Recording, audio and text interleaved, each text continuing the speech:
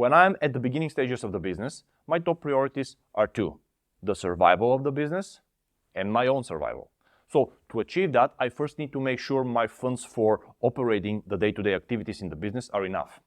I don't take money out of it until they are. Until then, I either live from savings or from a 9-to-5 job. Once that business starts spitting off some cash that is in excess of its survival needs, then I have to establish two types of emergency funds: a business one and a personal one. The purpose of the emergency fund is, shockingly, to be used in emergency. The goal of the business one is to make sure that if some months my business is in the negative, I can keep my employees, keep paying rent, or if it is a digital business, the software I use, etc.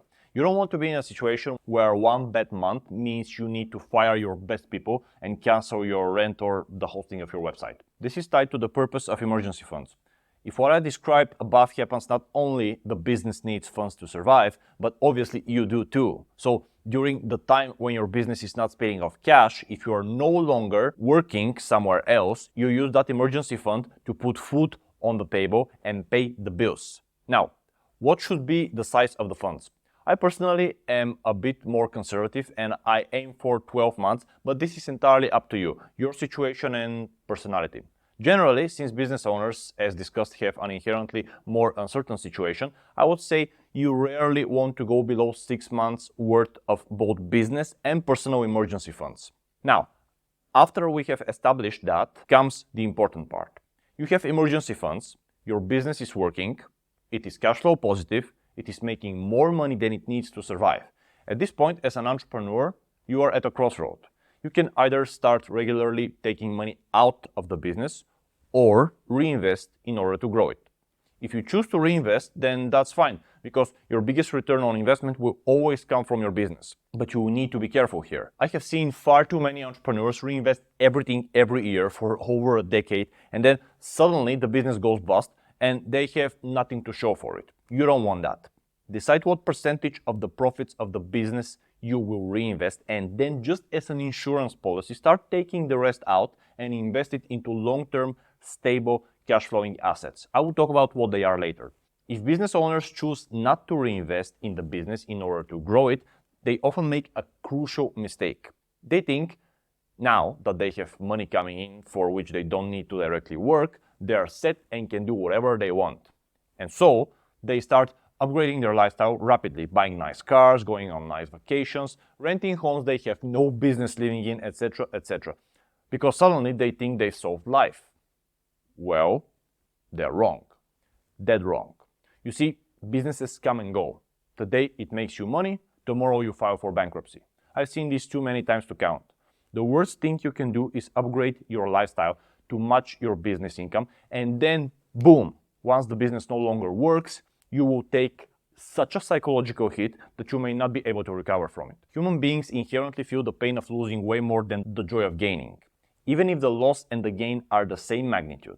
Let's say you win $5, then you lose $5. Your net result isn't zero because your brain attaches more importance to the loss than it does to the win. This is why I have always been super careful with upgrading my lifestyle, and have only done it once I'm pretty sure I can sustain it. My formula is that what I'm allowed to spend per month should equal my passive investment income per month. Now, obviously, if I make $70 from my investments, I can live on $70 per month, but then I will only spend money on basic needs, not more than that.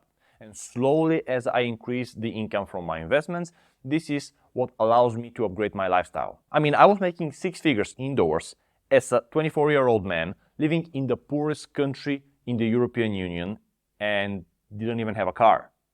Yep, I used public transport because I did not allow myself to buy a car. Obviously, I did not have a family, children, so a car wasn't a necessity for me, but you get what I'm saying. Now, mind you, we're not talking about 6 figures living in San Francisco or New York. I'm talking something like 10, 15 times the average salary or more.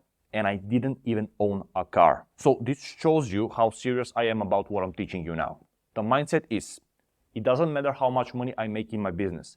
My lifestyle is constrained by my investment income. If I make 200K a month from the business and I make 5K a month from my investments, I live on 5K. That's it. No negotiations. So the thing is, Entrepreneurs often make the mistake of thinking that the free cash flow they make that is no longer needed in their company should either go into lifestyle improvements, starting another small business, or their savings account. But there is a whole other level beyond these things. If you never reach it, then you never reach the end goal you set out towards in the first place. This is just a part of my video I did on investing advice for entrepreneurs. To check the full version, click on the video that should have appeared on your screen right now.